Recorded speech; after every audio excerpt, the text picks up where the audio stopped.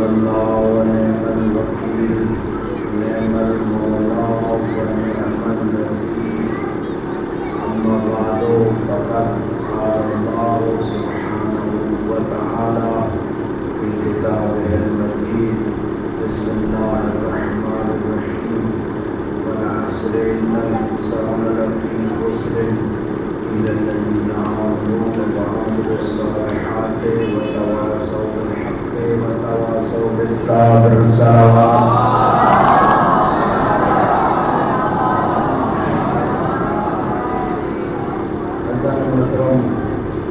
اللہ رب العزت امام زمانہ کے زمانے کی قسم کھا کے کہہ رہے کہ ایسا کرتے ہیں، مگر جو لوگ ایمان لے آئے اور نیک اعمال سر انجام دیتے رہے، ایک دوسرے کو حق کی وصیت کرتے رہے، ایک دوسرے کو صبر کی وصیت کرتے رہے، ایسے لوگ خسارے سے بچنے والے ہیں۔ اور جیسے کہ میں نے عرض کیا کہ بعض مفسرین کہتے ہیں کہ اگر اللہ تعالیٰ اگر اس سورہ عصر کو اتار دیتا تو اس سورہ عصر میں دین کامل موجود ہے، اور اس سورہ عصر کی شرح میں تفسیر میں علماء نے کئی مجلدات لکھی ہے، کئی جلدوں میں کتابیں موجود ہیں۔ اسی سورہ عصر کو انسان اپنی نگاہ کے سامنے رکھے اور امام العصر کا انتظار کرے، کیونکہ حدیث مصطفیٰ میں ہے افضل اعمال امتی انتظار فرض، میری امت کی نماز ایک طرف، روزہ ایک طرف، حج ایک طرف، زکوٰۃ ایک طرف، ان تمام اعمال میں سب سے افضل عمل امام زمانہ کا انتظار ہے۔ سلامت رہیں، مل کے ایک درود پڑھے بار محمد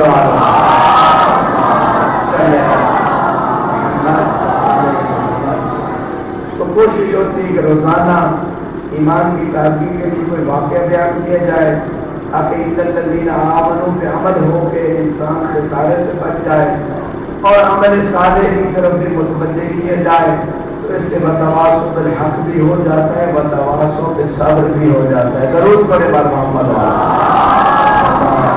صلی اللہ علیہ وسلم۔ ایمان میں بلندی کے لیے ایک واقعہ جو سید مرتضیٰ علم الہدیٰ جیسے عالم دین نے اپنی کتاب عیون المعجزات میں لکھا ہے، کتاب بھی معتبر، عالم بھی معتبر۔ جو ظاہر بیٹھے ہیں کاظمی صاحب امام کاظم علیہ السلام کی نظر سے امام موسیٰ کاظم علیہ السلام کے حرم کے باہر دو سیدزادے عالم دین ہیں جن کی قبریں ہیں، ایک کا نام سید مرتضیٰ، دوسرے کا نام سید رضی علم الہدیٰ۔ علماء کی قبروں کی زیارت ضرور کیا کریں جب زیارات ائمہ پہ جاتے ہیں، کیونکہ میرا عقیدہ ہے ائمہ کا واسطہ رد نہیں ہوتا، لیکن پروردگار چاہتا ہے، ائمہ چاہتے ہیں کہ مومن کو دنیا کی وجہ آخرت میں زیادہ مل جائے۔ جب علماء ربانیین کی قبر پہ آپ ان کا واسطہ دے کے دعا مانگیں گے تو حاجت جلدی پوری ہوگی۔ ضرور پڑھے ہمارے محمد۔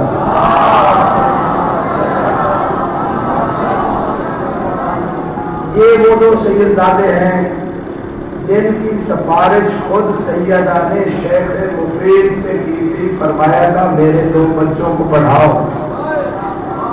جن کو سیدہ اپنے بیٹے کہے انہیں سید مرتضیٰ اور سید رضی کہتے ہیں، اور یہ وہ سید مرتضیٰ جو چپ رہ گئے، لوگ علماء سے دور ہو گئے کافی، لیکن یہاں تو علماء تو سمجھ میں آتا ہے۔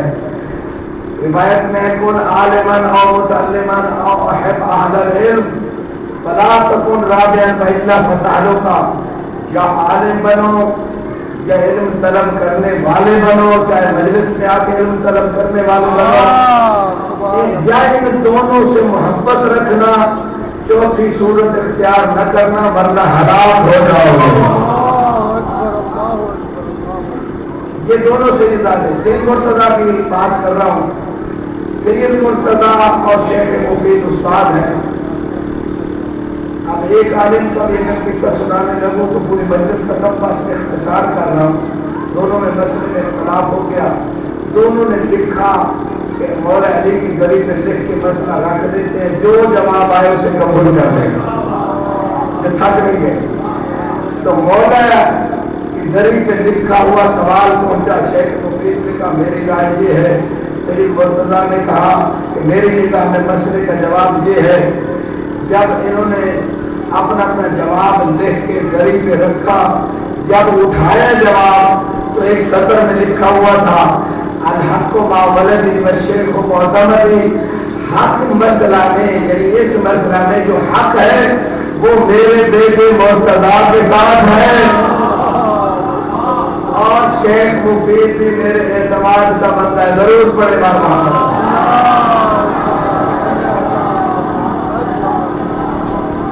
علماء کا تعارف بھی تھوڑا ضروری ہے کہ ان کی تحمتوں سے دین جہاں تک پہنچا اور ان کی لکھی ہوئی کتابوں سے دین ہم تک پہنچا۔ امام فرماتے ہیں اگر زرارہ اور محمد ابن مسلم، یہ دو بڑے عالم جنہوں نے پانچویں اور چھٹے امام سے بہت ساری حدیثیں نقل کی، اگر یہ میرے جد کی حدیثیں نقل نہ کرتے تو میرے جد کی حدیثیں ختم ہو جاتی۔ علماء کا مقام ہے۔ سید مرتضیٰ نے اپنی کتاب عیون المعجزات میں واقعہ لکھا ہے جو آپ کی ایمان کی تازگی کے لیے آپ نے ضرور پڑھے بار محمد۔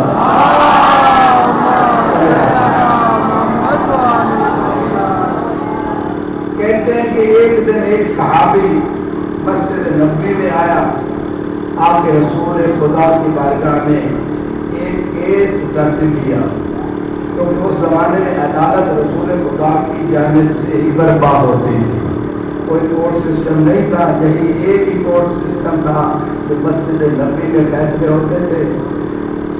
کیس یہ درج کیا کہ فلاں یہودی کا کتا اس نے میری پنڈلی بھی کاٹ دی ہے اور اس نے میرے کپڑے بھی کاٹ دیے۔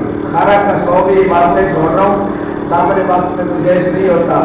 کھارا کا سو بھی بخامش صافی، کپڑے بھی پھاڑ دیے، پنڈلی بھی پھاڑ دی۔ رسول خدا چپ رہے۔ دوسرے دن ایک اور صحابی نماز کے بعد آیا کہ نماز میں ہم لیٹ ہو گئے کیونکہ فلاں یہودی کے کتے نے میری پنڈلی بھی پھاڑ دی، کپڑے بھی پھاڑ دیے۔ جب دوسرے صحابی نے آ کے یہی شکوہ، وہی رپٹ، وہی کیس، وہی FIR درج کروائی تو اللہ کے رسول نے اپنے صحابہ کو ساتھ لیا، کہا اذا کان القلب عقورا وجب قتلہ، اگر کتا کاٹنے والا ہو تو پھر قتل واجب ہو جاتا ہے۔ رسول نے فتویٰ دیا، پوری طرح سے چاہوں گا جو جاگ رہے ایمان کی تازگی لینے آئے۔ رسول خدا نے صحابہ کے مجمع کو ساتھ لیا، بندہ خود بھی تھا کہ کتا کیوں کاٹ رہا ہے، لیکن کتے سے بلوانا چاہتے تھے، بتاؤ کیونکہ یہ شہر میری تو نہ مانے، کتے کی مانتا سلامت نے کہا صاحب تو کتے کے پاس رسول خدا پہنچے، سارے اس یہودی کو بلایا اور اس سے کہا کتے کو لے کے آؤ۔ کتا آتے ہی میرے لگا، جان چکا تھا اللہ کے رسول آئے ہیں، کہا یا رسول اللہ لما تقتلنی، لما تقتلنی، اے اللہ کے رسول آپ مجھے کیوں قتل کر رہے ہیں؟ یہ وہی رسول ہے جو اپنے ہاتھوں پہ کنکریوں کو بلوا لیتے ہیں، آج کتے کو بلوا رہے ہیں۔ پوری توجہ چاہوں گا،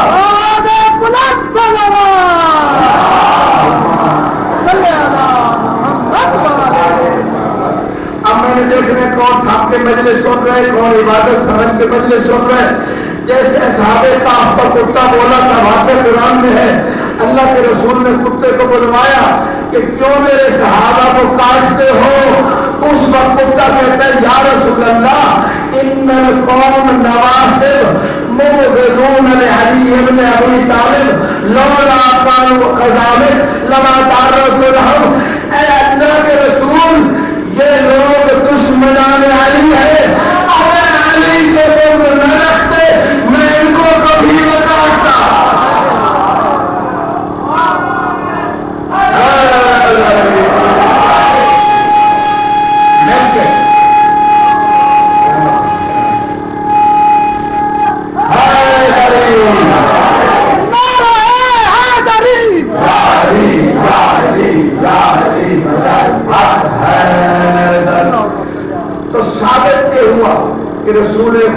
یہ چاہتے تھے قوم کو بتانا کہ تم سے تو کتا بہتر ہے جو علی سے بغض نہیں رکھتا.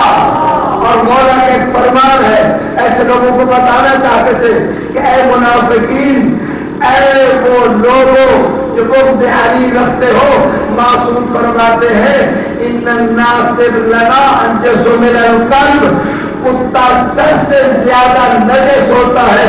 جنہوں نے فقہ میں مسئلہ پڑھا ہے, کتا عین نجس ہے, کتا پاک ہی نہیں ہو سکتا.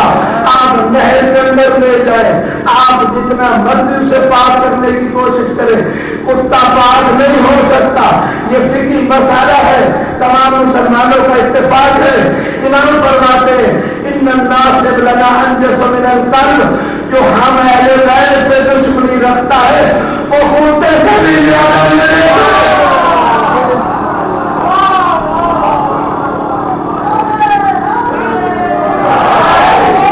سلامت رہے, سلامت رہے. اہل بیت پہ دشمنوں پہ لعنت, آواز بلند صلوات, صلی اللہ محمد و آل محمد. سن سید واہ بھائی واہ, سبحان جب کتے نے فضائل علی پڑھے, اللہ.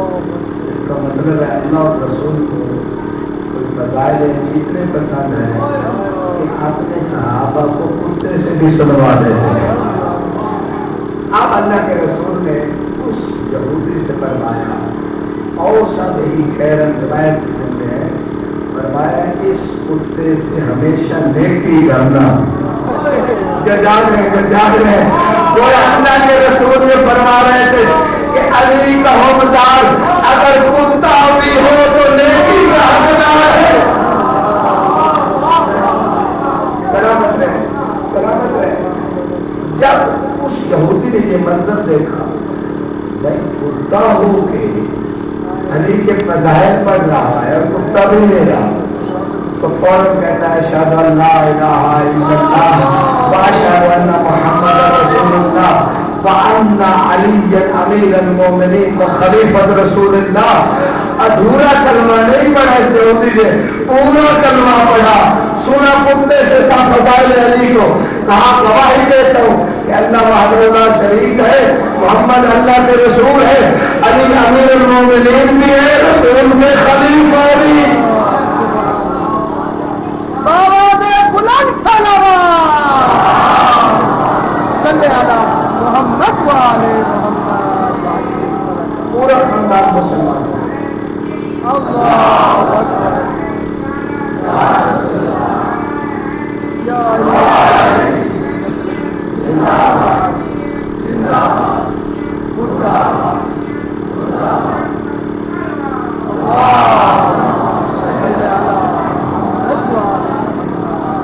پورا خاندان مسلمان ہو گیا ایک اس واقعے کے صدقے. تو اس سے ایمان میں تاکید یہ آتی ہے کہ انسان ظاہری شکل میں بے شک انسان ہو, جب تک حب اہل بیت نہیں ہے وہ انسان نہیں ہو سکتا. آج تھوڑی سی بات, اب میں نے نماز کے بارے میں بات کی, تھوڑی سی بات روزے کے بارے میں اور زکات کے بارے میں. الا الذین آمنوا ایمان کی تازگی ہو گئی. اب عمل صالح کی بات. ہر عمل عمل صالح نہیں ہے, وہ عمل صالح ہے جس میں صلاحیت ہو کہ قبول ہو جائے. روزوں کی اہمیت ماہ رمضان میں علماء بتاتے ہیں, لیکن تذکرے کے لیے فإن الذکر تنفع المؤمنین, آیت کہتی ہے یاد دلانا مومنوں کو ضرور فائدہ دیتا ہے. روزہ اس کا فلسفہ کیا ہے؟ تقویٰ. کتب علیکم الصیام کما کتب علی الذین من قبلکم لعلکم تتقون. روزہ اس لیے فرض کیا گیا تاکہ تم متقی بن جاؤ. جو علی کو امام المتقین مانتا ہے وہ سب کچھ کر سکتا ہے, روزہ نہیں چھوڑ سکتا, کیونکہ روزہ تقویٰ دلاتا ہے. اور اسی قرآن میں وَأَن تَصُومُوا خَيْرٌ لَكُمْ, قرآن کہتا ہے روزہ رکھو تمہارے لیے خیر ہے. روزہ رکھو تمہارے لیے خیر ہے. حیا علی خیر العمل، آؤ خیر عمل کی طرف. یہ کب اضافہ ہوا قرآن میں، یعنی اذان میں یہ حیا علی خیر العمل کب کہا گیا؟ جب غدیر پہ علی کی ولایت کا اعلان ہوا. حیا علی خیر العمل، آؤ خیر عمل کی طرف. خیر کا لفظ قرآن میں بھی روایات میں بہت ساری جگہ ولایت علی کے معنی میں استعمال ہوا ہے. یہ جو ہم جنازہ پڑھتے ہیں اس میں چھوٹی چھوٹی دعائیں ہیں، 5 تکبیروں کے درمیان چھوٹی چھوٹی دعائیں ہیں. چوتھی تکبیر کے بعد ایک دعا ہے، اللہم انا لا نعلم منہ الا خیرا. یہ دعائیں بے شک لکھ کے جنازے میں پڑھا ضرور کرے، ورنہ فقط وہ برادری کا منہ رکھنے کے لیے شرکت تو ہے، ثواب کوئی نہیں. جنازے کی چھوٹی چھوٹی دعائیں وہ ضرور یاد رکھا کریں، لکھ لیا کریں، موبائل سے نکال لیا کریں. اس میں چوتھی تکبیر کے بعد ایک دعا ہے، اللہم انا لا نعلم منہ الا خیرا، کہ ہم اس مومن کے بارے میں کچھ نہیں جانتے، حالانکہ جانتے ہوتے ہیں کہ یہ نماز نہیں پڑھتا تھا، یہ روزہ نہیں رکھتا تھا، یہ غیبت کرتا تھا، یہ تکبر و حسد کرتا تھا، یہ چغل خوری کرتا تھا، یہ اور فتنے کرتا تھا، رزق حرام کماتا تھا، اولاد کو حرام کھلاتا تھا. ہم جانتے ہوتے ہیں، پھر بھی ہم جنازے پہ کھڑے ہو کے یہ کہہ رہے ہوتے ہیں پروردگار خیر کے علاوہ کچھ نہیں جانتے. وجہ یہ ہمارے لکھے روایات کی روشنی میں دیکھنا کون کتاب کے لیے آئے. وجہ یہ ہے کہ ممکن اس بندہ نے توبہ کر لی، اللہ اور اپنے درمیان ہمیں پتہ نہ ہو، یا اگر توبہ نہیں بھی کی ہم یہ کہہ رہے ہوتے ہیں کیونکہ خیر روایات میں مراد ولایت علی ہے. ہم یہ کہہ رہے ہوتے ہیں پروردگار باقی کو تو بہتر جانتا ہے، ہم اتنا جانتے ہیں کہ یہ علی والا تھا.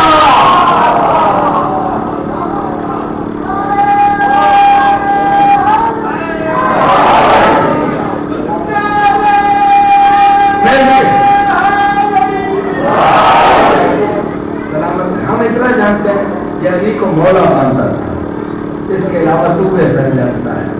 تو بات ہو رہی ہے روزے کی، زکات کی. روزہ ان تصوموا خیر لکم، روزہ رکھو تمہارے لیے بہتر ہے.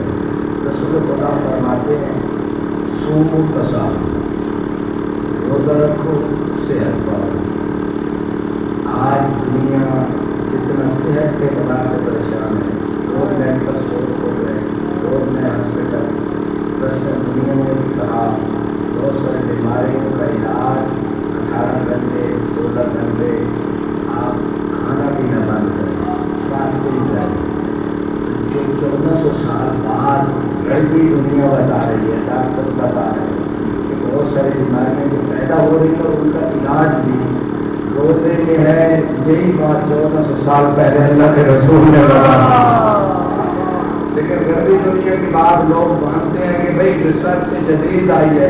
بھائی ریسرچ قدیم کو اگر مان لیا جاتا تو جدید کی ضرورت ہی نہیں تھی. ضرور بڑے بار محمد والا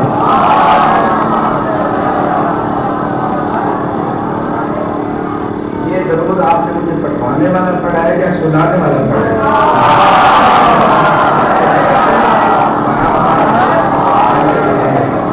ذرا باہر والی بھی مل کے ضرور پڑھ لیں.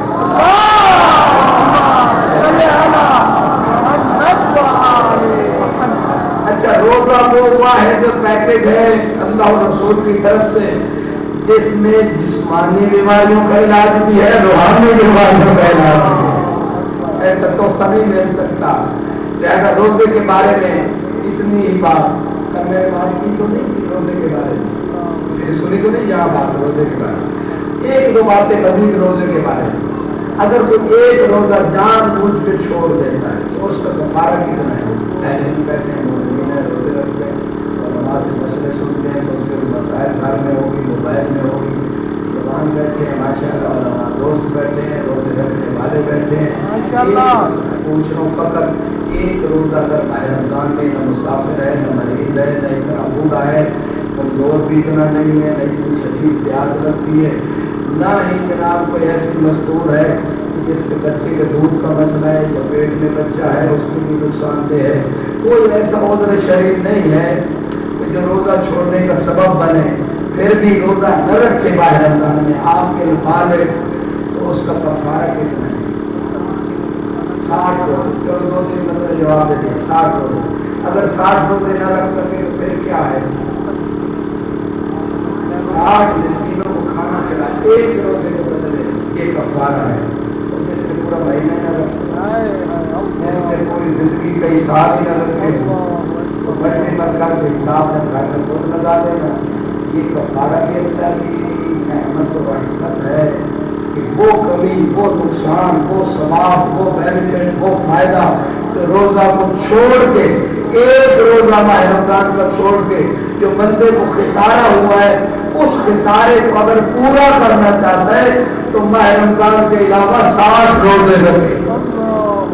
یہ بھی خدا کی نعمت. اچھا آپ لوگ تو گھبرا گئے کہ ہم سے تو ایک نہیں رکھا جاتا تھا, وہ بھی 60 بتا رہے ہیں. بھائی میں بتاتا تو بالکل نہ رکھنا, اگر امام فرمائے تو رکھنا تھا.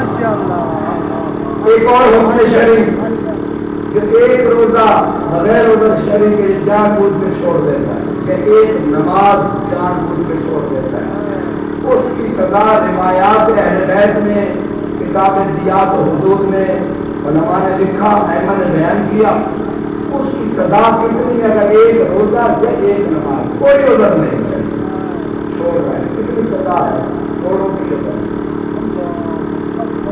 علی والوں کو فقہی مسائل کا علم ہونا چاہیے.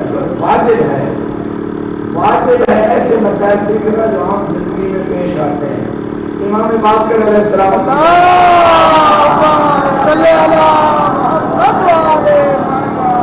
فرماتے تفقہوا فی الحلال والحرام فإن أنتم أعراب. ہم ایک ایک سبجیکٹ کی ٹیوشن کے لیے ہزاروں روپے فیس دیتے ہیں. کئی پرائیویٹ یونیورسٹی دنیا یعنی اس پاکستان میں اور باقی کنٹریز میں لاکھوں روپے خرچ کرتے ہیں بچوں کے, دنیا کے ایک چھوٹے سے مستقبل, روٹی اور پانی پیٹ کے لیے. پتہ نہیں اس میں 20 سال زندہ رہے, جاب کے بعد 30 سال, اس چھوٹے سے فیوچر کے لیے ہم سارا کچھ قربان کر دیتے ہیں. حرام طریقے سے کماتے بھی ہیں, رشتے دار کا حق بھی کھاتے ہیں, بیٹیوں کو وراثت کے حق میں سارا کچھ. یہ عمومی معاشرے کی بات کر رہا ہوں. لیکن امام فرماتے ہیں جتنی مرضی ڈگریاں لے لو, ڈاکٹر بن جاؤ, انجینئر بن جاؤ, سائنٹسٹ بن جاؤ, امام کی نگاہ میں پڑھا لکھا کون ہے؟ فرماتے ہیں جو دین کو سمجھتا ہے, دینی احکام کو سمجھتا ہے. سمجھو امام نے حکم دیا, سمجھو دین کو, اصول دین کو بھی, فروع دین کو. جو سمجھتا ہے وہ تو عالم ہے, جو نہیں سمجھتا وہ جتنا مرضی بڑا ڈاکٹر ہو وہ جاہل ہے. آپ کی نگاہ میں جاہل. اس سال میرے ساتھ کچھ محترمین 3-4 ڈاکٹر میرے لوگ میں تھے مکہ میں, لیکن بڑی بڑی ڈگریاں اسپیشلسٹ تھے, بنیادی فکر شیعہ تھے, بنیادی فکر احکام نہیں جانتے تھے. تو امام کی نگاہ میں بے شک لوگوں کی نگاہ میں بھی اسپیشلسٹ ہے, امام کی نگاہ میں آج جاہل ہے. ضرور بڑے بات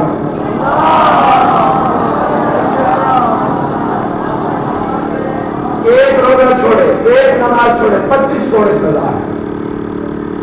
یہ امام کے نبی ماریں گے, اگر وہ غیر ہیں تو مجھ سے جام شرائط کو حق دیا امام نے. عمل ہمارے سے بات ایسا سب کہہ رہے تھے مناظرے اب ٹائم نہیں ہوتا. مناظرے اسی بات میں 3 مناظرے میرے ہو چکے ہیں. کچھ لوگ شیعہ بن کے کہہ رہے ہیں کہ فقہاء ہوتے تھے. امام زمانہ کا واضح خاص شیخ صدوق نے بھی لکھا, شیخ توسی نے بھی لکھا کتاب الغیبت. عمل حوادث سے بات ہے, قرآن مسائل میں بھی, نئے مسائل میں فرق روایت حدیث میں. ہمارے حدیثوں کے وہ راوی جو سابقہ ہماری حدیثوں کے نئے مسائل کا حل دیں, انشورنس کا حل دیں, بینکنگ کے مسائل کا حل دیں, تمام دین مسائل کا حل دیں, انہیں فقہاء کہتے ہیں. اور فقہاء کی طرف رجوع کرو. بھائی میں حجت کہہ رہے تو میری طرف سے امام کہہ رہے ہیں تمہارے اوپر حجت ہے, وَأَنَا حُجَّةُ اللَّهِ عَلَيْهِمْ, میں اللہ کی طرف سے ان فقہاء پہ حجت. آواز بلند صلوات صلی اللہ محمد وعلى محمد. 25 کوڑے سزا ہے. اگر ایک روزہ چھوڑے, ایک سزا, ایک نماز چھوڑے, بغیر روزہ چھوڑے. اگر 2 چھوڑے تو کتنے کوڑے پڑے؟ جن کی میچ میں 6 نمبر تھے وہ تو بولے چلو میں کون سے کوڑے لے کے بیٹھے تو آپ گھبرا گئے. ضرورت پڑے گا محمد والے شیعہ کہلوانا آسان ہے، شیعہ بننا مشکل ہے۔ 25 کوڑے ایک روزہ ایک نماز چھوڑنے پہ، 50 کوڑے 2 روزے 2 نمازیں چھوڑنے پہ، اگر 3 نمازیں جان بوجھ کے چھوڑ دیں یا 3 روزے تو کتنے کوڑے؟ صرف 3 روزوں کی میچ کے نمبر وہ سارے بول دے میں کوڑے مار رہا ہوں۔ 3 نمازیں جان بوجھ کے چھوڑ دے یا 3 روزے کتنے کوڑے پڑے گے؟ 75 کوڑے 75 کوڑے اگر 4 چھوڑ دیں اور نہیں پڑھے اپنی فکر کو روایات کو پڑھیں، وسائل شیعہ کو اٹھا کے پڑھیں۔ سب کچھ ہم بچوں کو لے دیتے ہیں، بڑے بڑے موبائل انٹرنیٹ پیکج یہ نہیں دیکھتے کہ وہ دیکھ کیا رہے ہیں، ان کو کتابیں لے کے دیں، لائبریریاں گھر میں بنائیں، ان کی ڈیوٹی لگائیں کہ ڈیلی 1 پیج آپ نے تفسیر قرآن پڑھنی ہے، 1 پیج تفسیر المسائل، 1 پیج 14 ستارے، 1 پیج روایات معصومین، 1 پیج گناہان کبیرہ، یہ 5 کتابیں کم از کم پڑھے نہیں پڑھائے نہیں بچوں کو۔ ٹیوشن رکھتے ہیں، ٹیوشن رکھتے ہیں بچوں کو ان کتابوں کی، چاہے آن لائن چاہے مسجد میں شان حسین امام درگاہ مسجد میں مولوی صاحب کے ذمہ لگائے، واجب ہے، ورنہ اولاد کی طرح روز قیامت والدین بھی جو بچوں کو دین نہیں سکھاتے، بچوں کو دین نہیں سکھاتے، وہ بھی آپ ہوں گے معصوم کرواتے ہیں۔ الذین آمنوا وعملوا الصالحات، لوگ انتظار کر رہے ہیں امام زمانہ کا، امام زمانہ کو پھول لے کے نہیں آئیں گے، تلوار لے کے آئیں گے اپنے نانا کی شریعت کو نافذ کرنے کے لیے۔ اجر تبھی قائم ہوگا جب تلوار چلے گی، ورنہ وہی رہیں گے، منافق بھی ویسے رہیں گے، بے دین بھی ویسے رہیں گے۔ پوری دنیا میں امام کی حکومت قائم کرنا چاہتے ہیں، عدل و انصاف کو قائم کرنا چاہتے ہیں، اپنے نانا کی شریعت کو نافذ کریں گے، نافذ کرنے کے لیے آ رہے ہیں۔ اور اللہم اجل ولیے پر فرض کہنے سے پہلے یہ سوچے کہ اگر آج امام آ جائے، کہیں میرے اعمال میں کوئی ایسا عمل تو نہیں ہے کہ جو ایمان کی تلوار دیر گردن پہ چل جائے، کیونکہ جو 3 روزے چھوڑ دے گا، 3 نمازیں بغیر عذر کے چھوڑ دے گا، پھر اس کی گردن پہ ایمان کی تلوار چلے گی۔ آواز بلند صلوات صلی علی محمد و آل محمد۔ اس میں بھی سلوات ویسے فضیلت ہوتی ہے۔ صلی علی محمد و آل محمد۔ الذین آمنوا وعملوا الصالحات، نیک اعمال تاکہ آخرت کے رسالے سے بچ جائے۔ ضرورت پڑے گا محمد محمد۔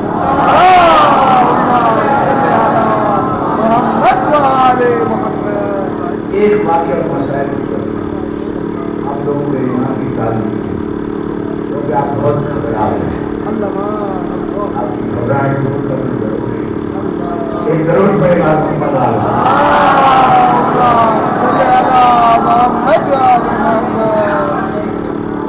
جی شارٹ کٹ نکالو، یہ راستے ہم اپنی طرف سے نہیں نکالتے ہیں، محل میں جو بتائے وہی بتا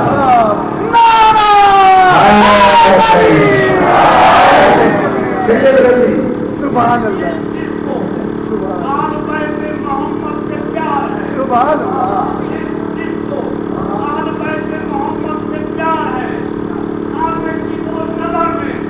بڑا باپ بکار ہے، خالق کی وہ نظر میں بڑا باپ بکار ہے۔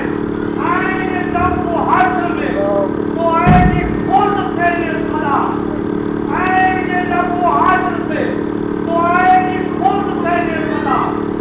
آجا آجا خود دلوں سے تیرا انتظار۔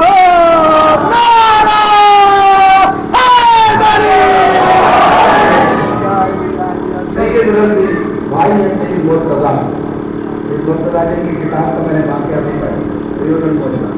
سید رضی نہج البلاغہ کے مؤلف، ہر گھر میں کتاب نہج البلاغہ ہونے چاہیے، اپنے سرحانے کے پاس رکھیں یہ کتابیں، سونے سے پہلے 10 منٹ دے دیں، زیادہ نہیں، اگر شیعہ علی بننا چاہتے ہیں۔ سید رضی نے جو نہج البلاغہ تعلیم کی اور کتابوں کی خصائص امیر المومنین، اس میں یہ واقع ہے۔ سید رضی لکھتے ہیں کہ مورا لشکر تیار فرما رہے تھے، اتنی میں 2 آدمی لڑتے ہوئے امام کی خدمت میں آئے، اپنا فیصلہ امام سے کروانا چاہا. امام نے فیصلہ کیا، ایک خارجی شخص کا فیصلہ اس کے خلاف کیا. یقیناً امام نے وہی کیا فیصلہ جو حق تھا، لیکن اس نے اعتراض کیا، ماں عدل قبل کر لیا، علی تو نے عدالت نہیں کی. جب اس نے علی کی عدالت پہ اعتراض کیا، وہ امام کی امامت پہ اعتراض کر رہا تھا. تو جب نبوت و امامت پہ اعتراض ہو، معجزہ تبھی ظاہر ہوتا ہے. امام نے بس لسان اللہ بن کے ایک کلمہ کہا، اخسا یا عدو اللہ، اے اللہ کے دشمن ہو جا تو. کہنے کی دیر تھی جیسے امام حسن علیہ السلام نے کہا تھا اس شامی کو جو اعتراض کر رہا تھا کہ یہ کس کی جرأت اور قدرت ہے کہ شام کو عراق بنا دے، عراق کو شام بنا دے. امام حسن نے بس اتنا کہا تھا، اباتستہی انت ہوتی بین الرجال، شرم نہیں آتی عورت ہو کر مردوں میں بیٹھی ہوئی ہو. اسی طرح امام کے کہنے کی ضرورت تھی، لسان اللہ کی زبان سے نکل نہیں تھا. پہلے انسان تھا، بعد میں کتا بن گیا.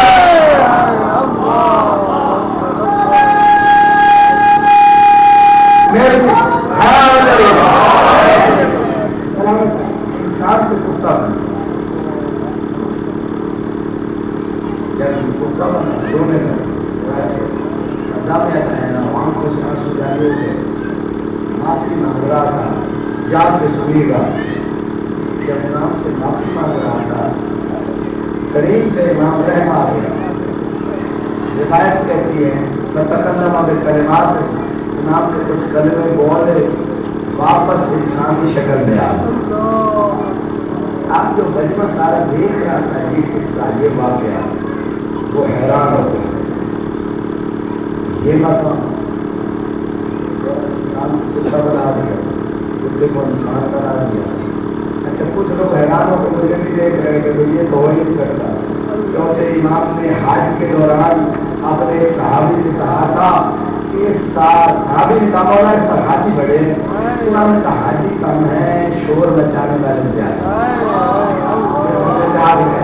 اس میں پھر کہا کہ میری آنکھیں جتنی بہت، امام کی آنکھوں پہ آپ میرا دیکھیں انسانی شکل میں کم تھے، کوئی خنزیر تھا، کوئی گدھا تھا. قرآن نے کہا ہے محمد وحوش ہو بقدر وحوش ہو شرط، جب ایسی جانوروں کو معصوم کیا جائے گا. رسول خدا نے اس آیت کی تفسیر میں حدیث بیان کی، میری امت کے 10 گروہ ہوں گے، 9 جانوروں کی شکل میں اٹھیں گے، ایک انسانی شکل میں، جس کے عمل انسانوں والے وہ انسانی شکل میں، جس کے عمل جس جانور جیسے ہوں گے وہ ویسے اٹھیں گے. امام نے انسان کو کتا بنا دیا، کتے کو پھر انسان بنا دیا. تو جب یہ ایسا ہوا حاضرین بڑے تعجب میں پڑ گئے.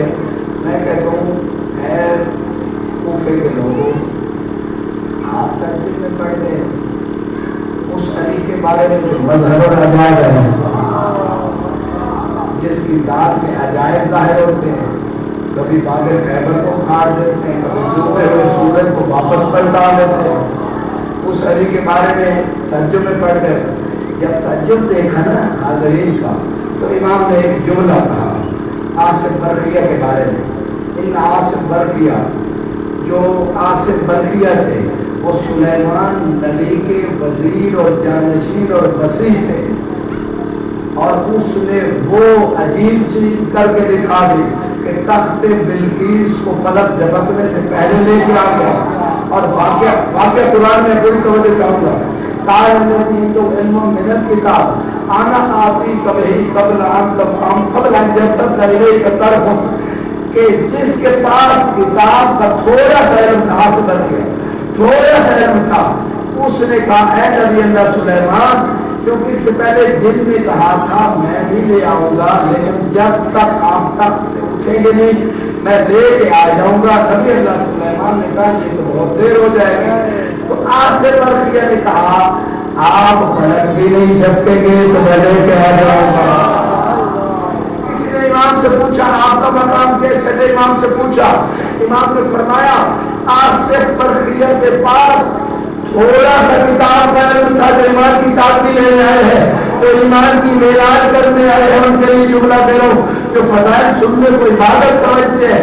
امام نے فرمایا آج سے برقیہ کے پاس تھوڑا سا کتاب کا علم تھا، وہ پلک جھپکنے میں تخت بلقیس کو 500 میل کے فاصلے سے لے آیا تھا. فَنَحْنُ عِنْدَنَا عِلْمُ الْكِتَابِ، ہمارے پاس تو پوری کتاب کا علم موجود ہے.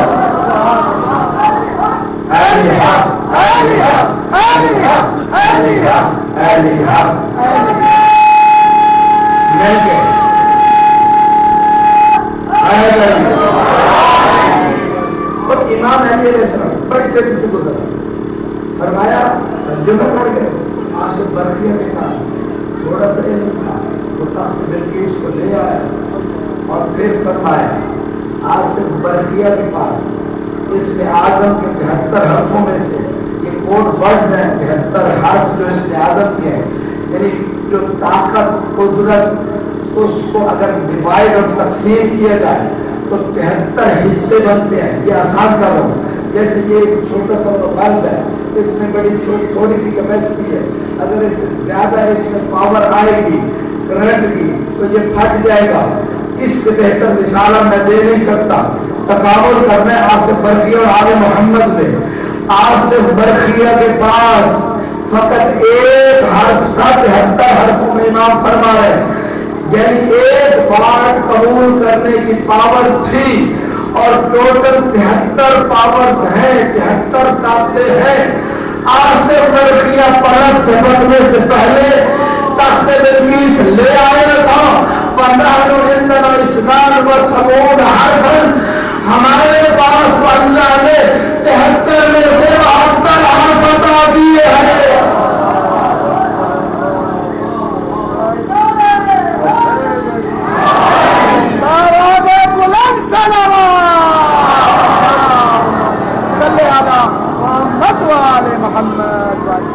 تو امام نے فرمایا اللہ نے ہمیں اتنی طاقت و قدرت عطا کی ہے کہ جناب آصف برقیہ کے پاس ایک حصہ تھا اس طاقت کا، ہمارے پاس 72 حصے ہیں. اور پھر بندے نے سوال کر ہاں مولا اگر اللہ نے آپ کو اتنی طاقت دی ہے تو یہ جنگ کے لیے لشکر کیوں تیار کر رہے ہیں؟ اور کرنے کا تھک نہیں گئے. اگر اتنی طاقت اللہ نے آپ کو دی ہے تو پھر یہ جنگ کے لیے لشکر کیوں تیار ہو رہا؟ آپ اکیلے کافی ہے. امام نے 13 آیت پڑھی، بل عباد المکرمون لا یسبقونہ بالقول وہم بامرہ یعملون. اللہ نے ہمیں طاقت دی ہے، یہ شیعوں کے لیے بھی پیغام ہے.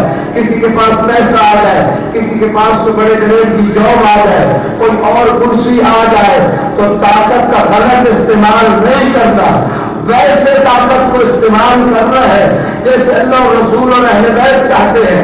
امام نے فرمایا طاقت تو موجود ہے، ہم جو کرنا چاہیں کر سکتے ہیں. اللہ نے ہمیں طاقت دی ہے لیکن ہم اللہ کے وہ بندے ہیں کہ وہی کچھ کرتے ہیں جو وہ کہتا ہے.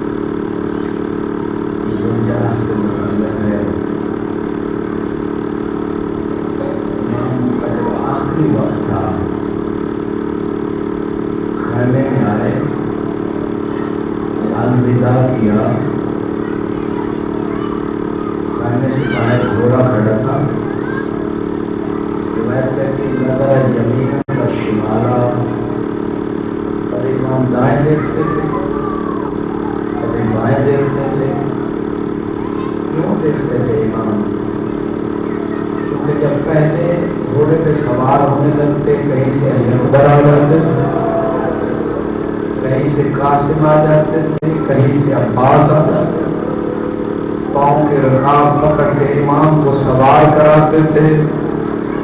آج جب کوئی نظر نہیں آیا امام نے اپنے اصحاب کو ندا دی، یا مسلم ابن اوسجا، یا حبیب ابن مظاہر، मालकुम मुनाज़िकुम फला तुजिबून। ऐ मेरे बावफा सहाबियों, हुसैन तुझे बुला रहा है, तुम जवाब क्यों नहीं देते? अजरुकुम अल्लाह। बैत नहीं, उन कटे हुए सरों से आवाज आई होगी, मौला जिंदगी दोबारा आप दे दे, कुर्बान हम करेंगे। अजरुकुम अल्लाह। आखिरी एक मसाइब का जुमला मौला ने खुद पढ़ा है।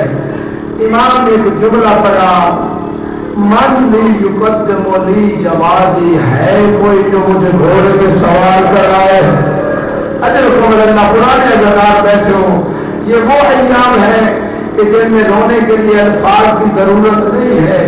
जब मौला हुसैन ने अपनी मुसीबत खुद पड़ी, है कोई जो मुझे घोड़े पे सवार कराए, अल्लाह किसी और ने जवाब न दिया, खैमे से शरीकतुल हुसैन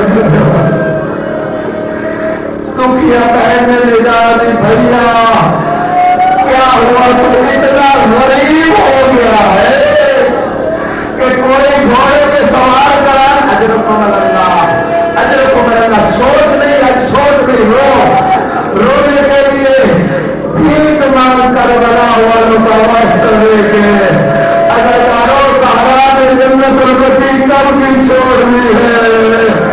अदाकारों राम ने कहा है कोई घोड़े पे सवार कराने वाला।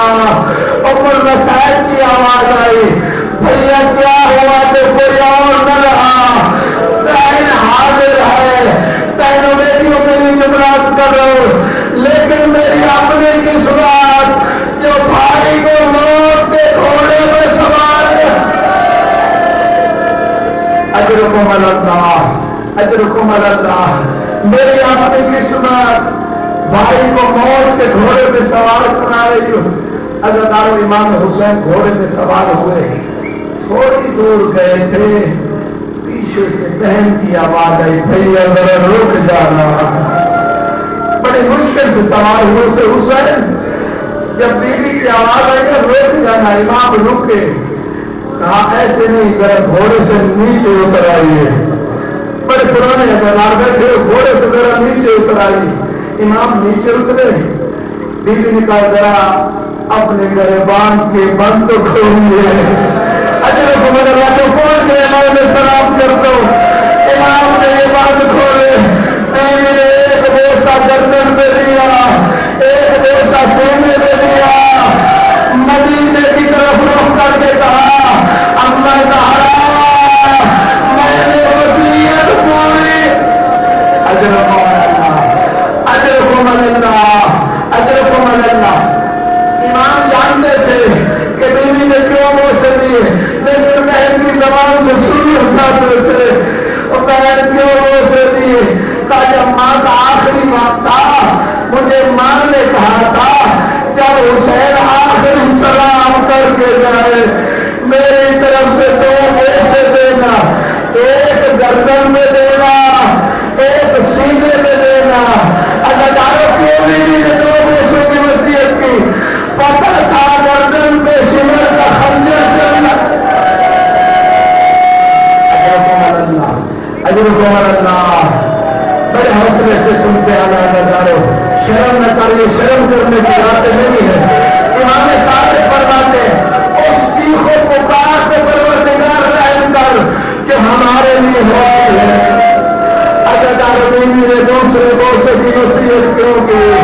इसलिए कि पता था इसी सीने पे घोड़े दौड़ाए। अजरुकुम अल्लाह। बड़ा जरिया हो चुका, बस आखिरी जुमले थोड़ा सा मसाइल हौसले सुन लेना। हर शहीद करबला जब ज़मीन से जमीन पे आता, मौला हुसैन पहुंचते उसका लाशा उठाने के लिए। अरे वाहिद हुसैन है करबला में, जब घोड़े की नींद से जमीन पे आए, कोई लाशा उठाने वाला वक्त। अजरुकुम अल्लाह, अजरुकुम अल्लाह। बड़ा प्रिय हो गया, बस आखिरी जुमले जाता है। ये इतना बावफा घोड़ा था, जब ज़मीन से जमीन पे आए हैं ना हुसैन, इसने पेट लगा के मौला हुसैन से اپنی زبان میں کہا مولا چڑھ سکتے ہو تو چڑھ جاؤ.